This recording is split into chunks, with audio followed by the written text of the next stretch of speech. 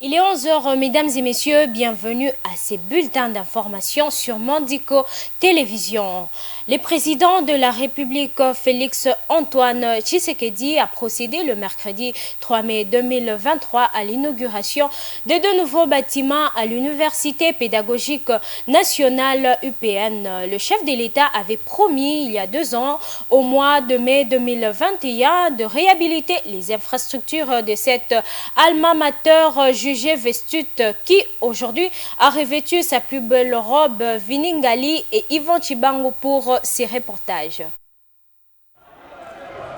La réhabilitation des infrastructures des universités en République démocratique du Congo est le cheval de bataille du président de la République Félix Tshisekedi afin d'offrir aux étudiants un cadre répondant aux normes internationales. En mai 2021, le chef de l'État avait devant les corps académiques et les étudiants fait une promesse, celle de réhabiliter les infrastructures de cet alma mater qui était jugé vétuste et abandonné à son triste sort. Aujourd'hui, les bâtiments abritant les halls de l'Université pédagogique nationale a connu sa touche de rénovation et c'est là de la plus belle des manières. Ces vieux bâtiments de 7 niveaux répondent désormais aux normes internationales grâce au leadership incarné du président de la République. Au cours d'une cérémonie inaugurale en présence du chef de l'État Félix Tshisekedi, du corps académique et des autorités des différents secteurs, le ministre de l'Enseignement supérieur et universitaire Mohindo Nzangi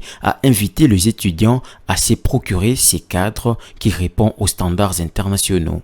De manière générale, il n'y a eu aucune véritable dotation à nouvelles infrastructures, ni des actions à grande portée pour la réhabilitation des universités depuis des constructions qui datent de l'époque coloniale. Tenez, pour l'heure, nous sommes engagés dans la réalisation de la première phase concernant les universités de Bujimaï, l'université de Bunia, l'université de Kananga, l'Université pédagogique nationale et l'Institut national des bâtiments et travaux publics. À la fin de la cérémonie, quelques étudiants n'ont pas manqué de mots pour remercier le chef de l'État. Nous remercions d'abord le président de la République d'avoir cette initiative de réfectionner les halls qui a posé un sérieux problème il y a une décennie déjà. Et maintenant, par ces initiatives, nous devons les remercier parce que il a même tout ce qui est réalité, il a réalisé des choses qui n'existaient pas au préalable. Maintenant, si vous entrez dans ces hommes-là, vous verrez qu'aujourd'hui, l'étudiant sera dans des normes internationales. Il nous a au moins fourni de matériel qu'il faut et aussi, il a bâti quelque chose dont nos années antérieures n'ont pas pu le faire.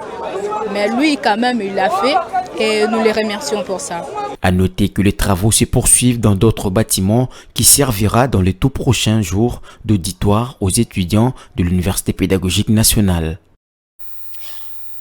3 mai 2023, 3 mai 1993, 30 ans viennent exactement de s'écouler depuis la création de la Journée internationale de la liberté de la presse qui a vécu cette année sous le thème de la liberté d'expression à l'épreuve de la situation sécuritaire en République démocratique du Congo. Nouvelle loi sur la presse pour une nouvelle dynamique. Pour l'occasion, le Fleuve Congo Hotel a abrité ce mercredi dans la matinée une cérémonie officielle qui a été honorée de la présence solennelle du numéro 1 de la République, Félix Tshisekedi Tshilombo, chef de l'État et de plusieurs autres autorités et personnalités diplomatiques. Les détails dans ces reportages.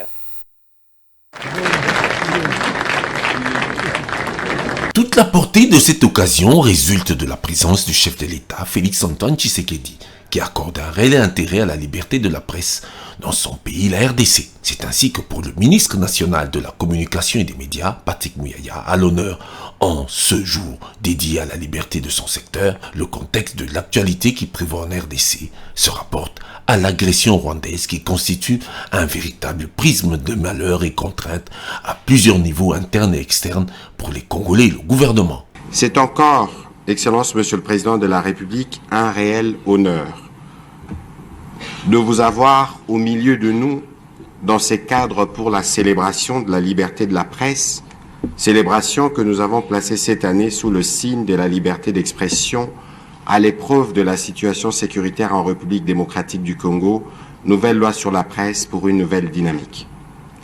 Nous avons convenu de cette thématique au regard du contexte sécuritaire de notre pays, qui reste marqué par l'agression rwandaise d'une part, mais aussi par des progrès remarquables et unanimement salués qui se font sous votre direction dans les secteurs de médias.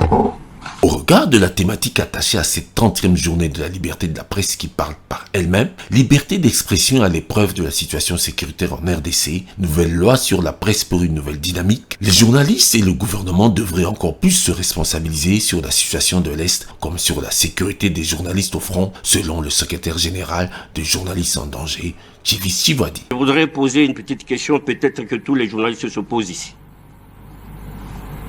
Si vous êtes réélu, Monsieur le Président de la République, à la fin de l'année, que comptez-vous faire pour les journalistes et pour les médias et que vous n'avez pas fait lors de votre premier mandat? Merci, Monsieur le Président. La presse dans l'histoire de la RDC a tout vécu en termes de haut et de bas, tout en privilégiant l'évolution d'une démocratie, comme nulle part ailleurs l'a affirmé le président du Conseil supérieur de l'audiovisuel et de la communication CESAC, Christian Bossembe.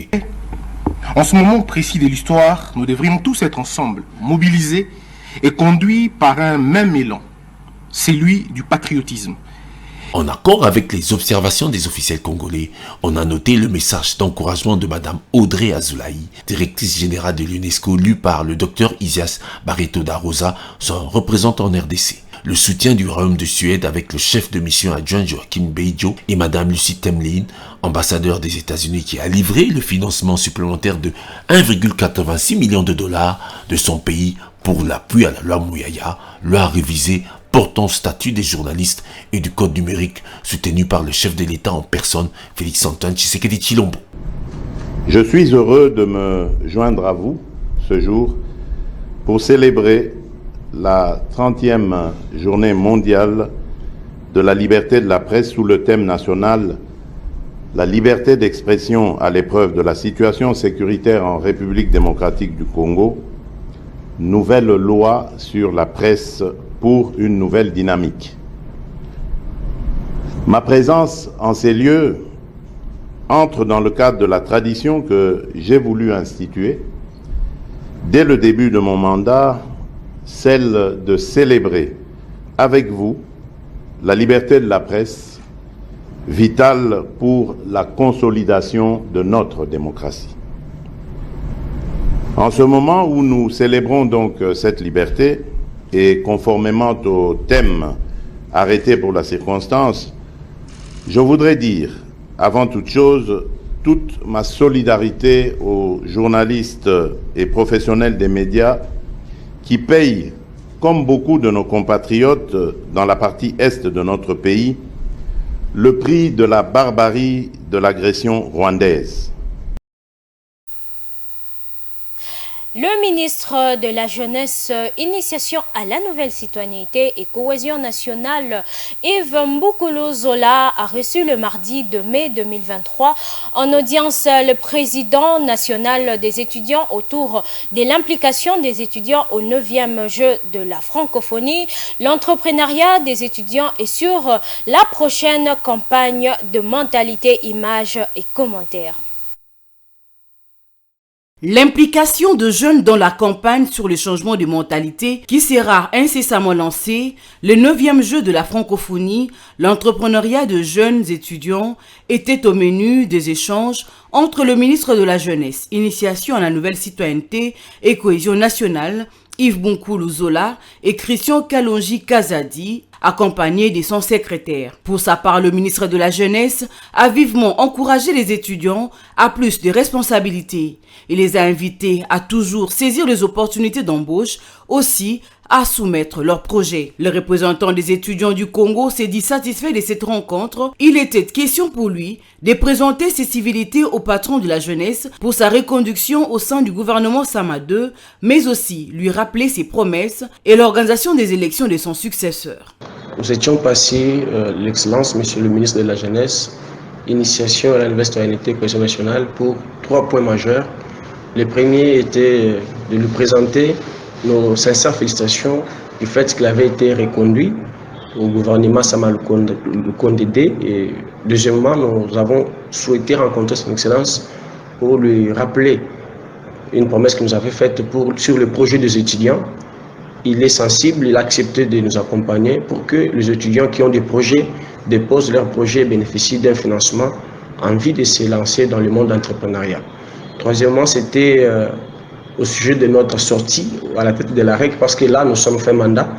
Nous sommes en train de préparer déjà le terrain pour les élections en vue de doter, n'est-ce pas, la structure, un autre président qui va travailler dans la droite ligne fixée par l'autorité. Mais finalement, nous avons aussi rencontré l'Excellence pour lui demander, dans la mesure du possible, s'il pouvait nous mettre en contact, nous étudiants, dans bien des projets qui sont déjà sur les points d'être exécutés, en vue de bénéficier du financement. Question de préparer notre sortie glorieuse sur les bancs de l'université. S'agissant du 9e jeu de la francophonie, Yves Nkulu Zola est revenu sur la nécessité de sensibiliser ses condisciples pour une participation massive. Pour finir, un mot, c'est le bilan des affrontements entre l'Association des chauffeurs du Congo, ASECO, et l'Association des chargeurs du Congo, ACHACO, le mardi 2 mai 2023 à Matete. Cet incident s'est produit suite à un conflit d'intérêts entre ces deux organisations. Harry Lusumbu, président provincial ville de Kinshasa de l'ASECO, a dans un duplex relaté les faits. Il était joint au téléphone par Jocelyne Massiala. Le vice-premier ministre, ministre de l'Intérieur, dont le frère en est le président, et appuyé par les forces du progrès, sont descendus à Matete, refusant d'obtempérer à l'instruction du gouverneur de la ville qui venait de départager les deux associations. Il a été demandé à l'ACHACO de prester dans les parkings des personnes, des biens, et à l'ASECO dans les parkings des personnes. Ils ont fait fi de cette instruction du gouverneur de la ville. Ils sont descendus dans un parking des personnes et le chauffeur, membre de l'ASECO, a refusé de leur donner 500 francs. C'est ainsi qu'ils ont mis fin à sa vie. C'était hier à Matete. En ce moment où je vous parle, il y a un procès en flagrance au niveau du tribunal de Matete. Je saisis cette opportunité qui m'est offerte pour demander au vice-premier ministre, ministre de l'Intérieur, M. Peter Kazadi, qui pour moi est le vice-premier ministre de tous les Congolais. Il ne doit pas restreindre son rayon d'action qu'à l'ACHACO. Il est le vice-premier ministre de l'ASECO, de l'ACHACO, de tous les Congolais. Pourquoi s'acharne-t-il contre l'ASECO? Je suis en train de me poser la question, pourquoi le VPM s'acharne contre l'ASECO? Le gouverneur de la ville, qui est le patron de la ville, vient de départager les deux associations. Lui, il refuse que cette instruction-là soit mise d'application. C'est déjà la fin de ces bulletins. Mesdames et messieurs, je vous dis à la prochaine. Restez scotchés sur Mondico Télévision.